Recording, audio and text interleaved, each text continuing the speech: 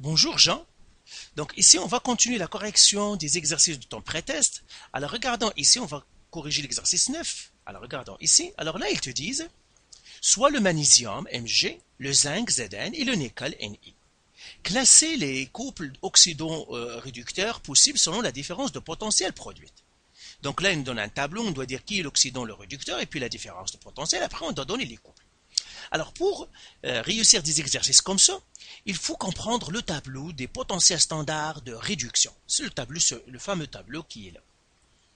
Alors ce tableau-là, ce sont les chimistes qui vont rassembler un ensemble de couples oxydoréducteurs. Donc chaque oxydant avec son réducteur conjugué, par exemple le F2 son réducteur, l'oxydant F2 son réducteur c'est F-, le Hg2+, son réducteur c'est Hg+, etc. Et ces couples-là sont classés du plus fort oxydant jusqu'au plus faible. Donc la force, plus on est en haut, plus on est fort oxydant. Et un oxydant, on a dit c'est quoi? C'est quelqu'un qui peut arracher des électrons. Donc arracher, un oxydant c'est celui qui arrache des électrons. Alors plus on est en haut, plus on est fort à arracher des électrons. Et un réducteur c'est quoi? Eh bien c'est un élément qui donne des électrons ou bien qui perd des électrons, donne des électrons. Donc plus on est en haut, plus on est fort à arracher des électrons, plus on est en bas, moins on est fort à arracher des électrons. Par contre, plus on est en bas, plus on est fort à donner des électrons, et plus on est en haut, on est moins fort à donner des électrons.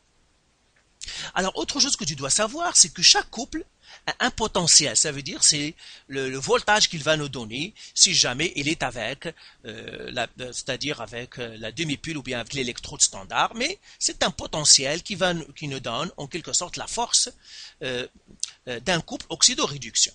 Maintenant, regardons l'exercice. Ici, ils nous disent quoi? Ils nous disent on vous donne trois éléments, le Mg, le zinc et le nickel.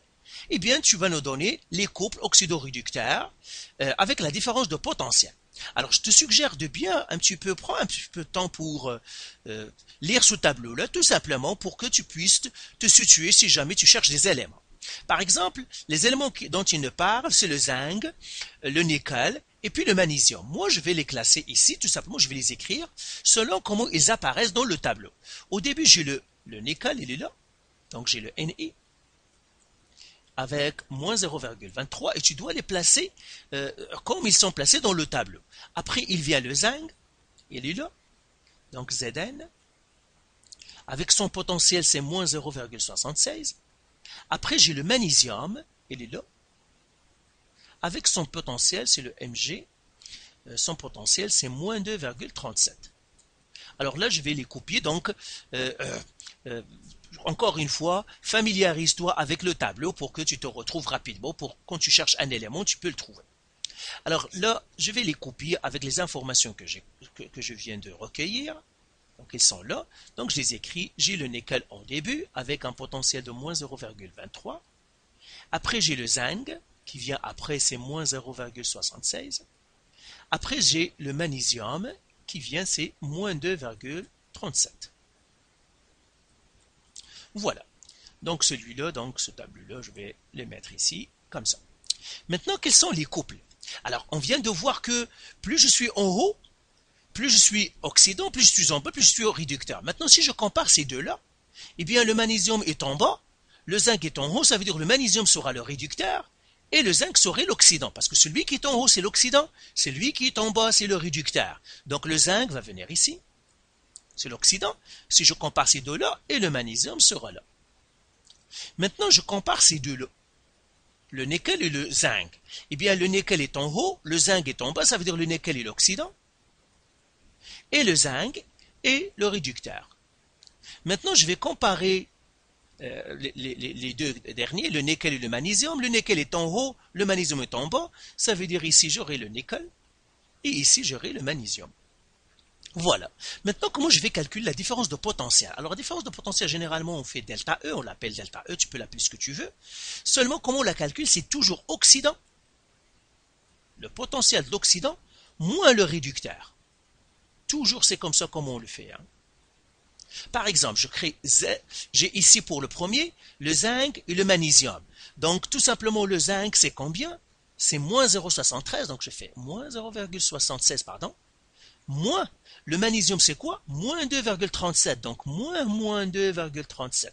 Donc toujours j'ai un moins ici, oxydant, moins réducteur.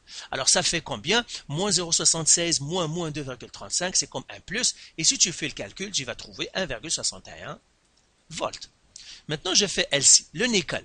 Le nickel, c'est combien? Moins 0,23. Donc j'écris moins 0,23.